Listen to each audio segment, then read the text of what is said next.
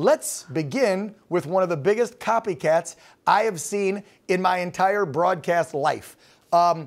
You come out, the honeymoon lasts a week or two, then all of a sudden the polls go flat on you. People are realizing that you are just some crazy, cackling, insane person. We find out that your running mate is now being accused of stolen valor. It's on tape. He wants to take your guns. He's a crazy woke ideologist just like her, and they both would ruin this country. So what do? Because you have no policy or platform on your website, you start copying President Trump's policy. Take it. No tax on tips. It's all yours. Like you said, where to start? Well, let's start here. I knew that President Trump's policies were extremely popular with everybody. I just didn't know that they were that popular with Kamala Harris herself, who, as you said, completely, this is also important to note, this is her first policy rollout. The first policy that she's announcing is just plagiarizing President Trump.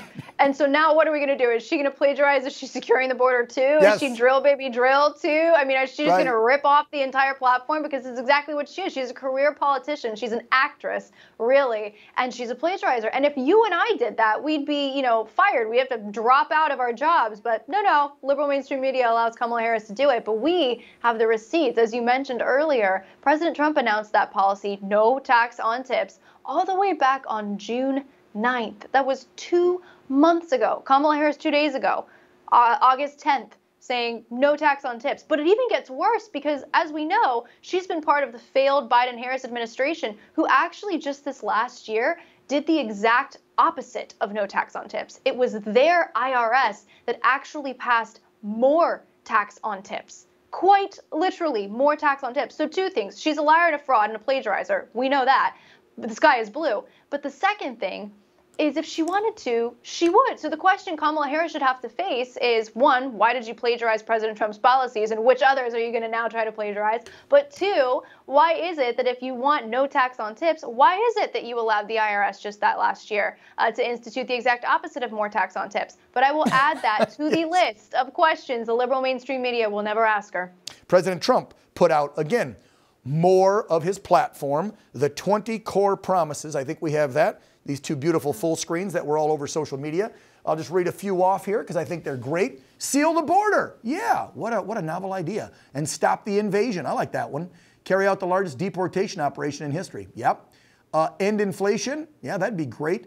Make America the dominant energy producer. That's the drill baby drill. And we'll leave them up for a few minutes while we'll let Caroline talk about this. But there is in black and white what President Donald J. Trump says he will get done. I love 17 too. Keep men out of women's sports. Any you'd like to highlight or go over there, Caroline? They're all great to me.